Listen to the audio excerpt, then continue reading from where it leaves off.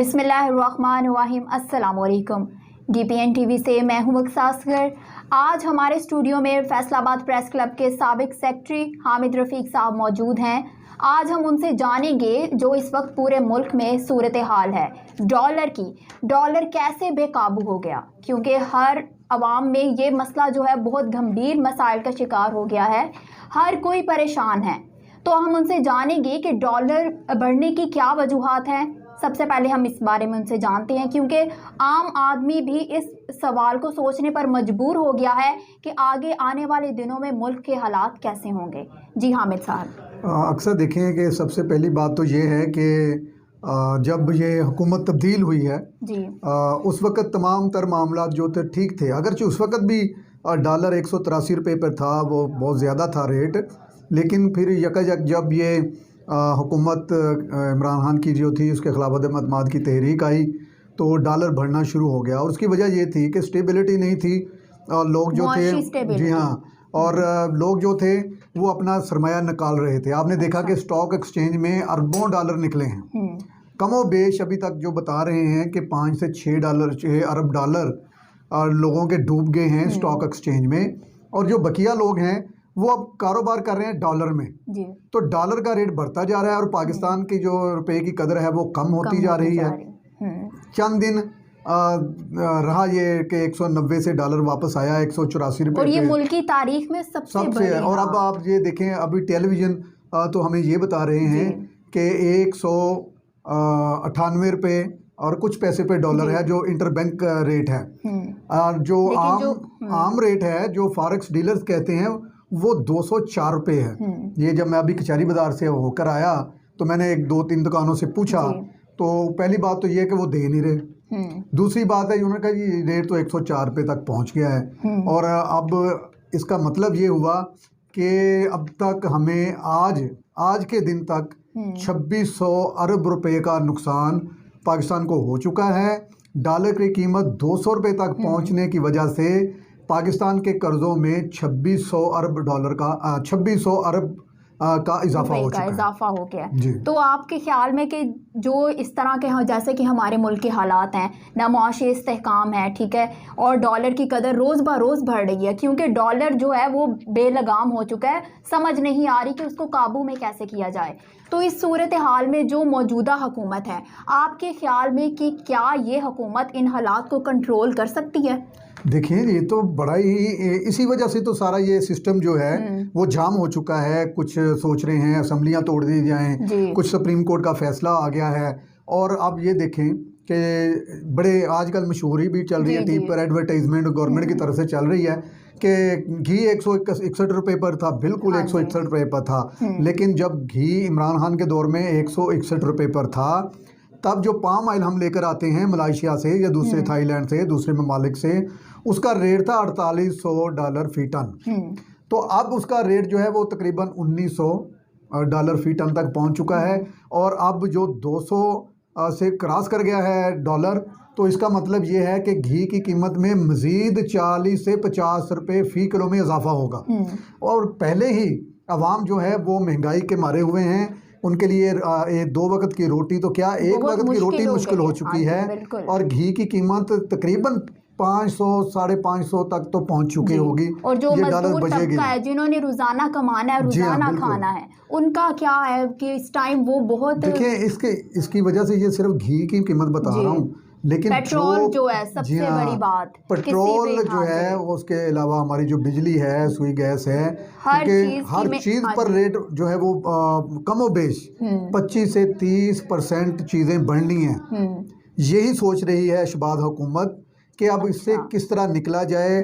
IMF से मुज़ाकरात के लिए साहकदार ने कहा जी मेरे साथ मुज़ाकरात कर लें। उन्होंने कहा कि यार हमारे साथ आप मजाक कर रहे हैं, आपके पास तो कोई ओहदा ही नहीं है, आपसे हम क्या मुज़ाकरात करें। तो अब जो है वो कतर में कोई IMF के साथ मुज़ाकरात होने हैं, लेकिन उसकी वजह से ये कहा जा रहा है कि IMF कहती है कि बिजली सुई गैस की कीमतों में इजाफा किया जाए। वो डिमांड कर रही है कि कीमतों में इजाफा करें, अवाम पे मज़ीद बोझ डाला जाए। अब वो हुकूमत जो ये कहती थी कि जब डॉलर 170 रुपये पर था, तो आप सबके अब टेलीविज़न जो है वो बयाना दिखा रहे हैं मरियम नवाज साहिबा के और मरियम औरंगज़ेब साहिबा के, हमजा शहबाज शरीफ, शाहज़ा खान अब्बासी, तमाम लोगों के बता रहे हैं 170 रुपये डॉलर था तो वो कह रहे थे मुल्क डूब चुका है और इकॉनमी खत्म हो चुकी है और महंगाई का तूफान आ चुका है। तो अब 35 रुपये डॉलर बढ़ चुका है। और अब तमाम चीजें ठीक हैं और हमारे और ये बहुत बुरा इम्पैक्ट पड़ रहा और है। अब ये कहते हैं कि वो तो जी इमरान खान कर गया। जब इमरान खान कर गया था तो फिर उसको आप करने देते। ये 200 डॉलर जब इमरान खान का जाता, इमरान खान तो जीरो था। जी बिल्कुल। आप लोगों ने सिर्फ हुकूमत के लालच में आप जब आए हैं तो सरमायादार जो हैं उनका जो एक मेयार बना हुआ था वो ख़त्म हो गया। अब जो एप्टमा के सदर हैं हामिद जमान, उन्होंने भी ये बात कही है कि इमरान खान का दौर बहुत आला था, बहुत सारी चीज़ें जो थी वो बच गई थी। अगर देखा जाए कंट्रोल किया हुआ था, कंट्रोल बहुत अच्छे से मैनेज किया हुआ था। जी। क्योंकि जब से ये हुकूमत चेंज हुई है 1 महीने के अंदर अंदर मुल्क एक तरह से डूब गया। देखिए जी 7 अरब डॉलर जो हैं वो आपके जो ज़र मुबादला के ज़खायर हैं उनमें से निकल चुके और हैं। हमारे सामने अभी ताज़ा मिसाल श्रीलंका की है, जैसा कि फवाद चौधरी भी अपनी न्यूज़ कॉन्फ्रेंस में हर मर्तबा यही वो उनके एग्जाम्पल के दे रहे हैं कि पाकिस्तान के हालात कहीं श्रीलंका जैसे ना हो जाए। तो इस बारे में आप क्या कहेंगे? आप देखें ये उसी तरफ जा रहे हैं। कितना आप जितना डॉलर की कीमत बढ़ती जाएगी आपका मुल्क नीचे दबता जाएगा और एक मौका ये आएगा कर्जों का लेवल है वो बढ़ रहा है दिन ब दिन। आप देखें अगर आप डॉलर जो जिस तरीके से बढ़ रहा है 2 रुपये 1 रुपया, रोजाना पाकिस्तान के कर्जों में 100 अरब रुपए का इजाफा हो रहा है। अब तकरीबन कोई महीना तो हुआ होगा उस गवर्नमेंट को, तकरीबन अब 2600 अरब रुपए का इजाफा आपके कर्जों में हो चुका है। और ये सिर्फ डी वैल्यू जो रुपया हुआ है हमारा उसकी वजह से है। IMF की तो मौजें लगी हुई हैं। और एक और भी बात जो अभी मसला चल रहा है, ये जो मौजूदा हुकूमत है जिनसे ये सूरत हाल कंट्रोल नहीं हो रही, तो ये सोच रहे हैं इन्होंने पता नहीं कौन से संजीदा फैसले लेने हैं। तो आप इस बारे में क्या कि कौन से ऐसे फैसले लेंगे जिससे ज़रा डॉलर की जो बढ़ती हुई कीमत है इसको कंट्रोल किया जा सके? क्योंकि कुछ दिनों से खबरें गर्दिश कर रही हैं कि हम सोच रहे हैं कि कोई संजीदा फैसले ले लिए जाएं। देखिए नहीं संजीदा फैसले आप क्या ले सकते हैं? हाँ जी बिल्कुल। किस तरह से लेंगे आप डॉलर को क़ीमत 25 रुपये बैग किस तरह लेकर आएंगे? वो एक ही सूरत हो सकती है कि आपको आपके जो हमारे इस्लामी ममालिक हैं वो कमोबेश हमें 10 से 12 अरब डॉलर दें, हमारे ज़र मुबादला के ज़खायर बढ़ें और डॉलर पाकिस्तान में आए तो फिर उसकी कीमत नीचे आएगी। अदरवाइज जब तक आपको 10 से 12 अरब डॉलर नहीं मिलेंगे आपकी कीमत में, आपके रुपए की कीमत में जो कमी होती जा रही है उसमें इजाफा नहीं होगा। अब तक पिछले 1 हफ्ते में ये बताया जा रहा है कि 1 हफ्ते में या 1 महीने में जब से ये हुकूमत आई है कमोबेश 1000 अरब रुपया तो ये हुकूमत कर्ज ले चुकी है।